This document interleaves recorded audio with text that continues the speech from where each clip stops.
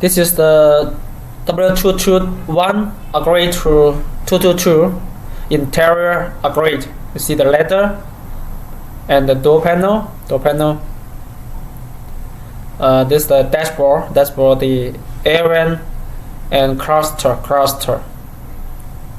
See, this is all the W222 interior upgrade with the touch panel, rear air vent,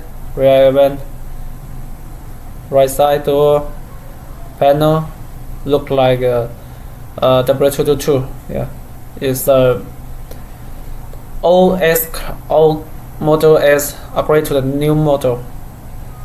We see the detail. See, this is a center console. Look like this. See, we see the detail in the car. This is the right door panel after install, and this is center console.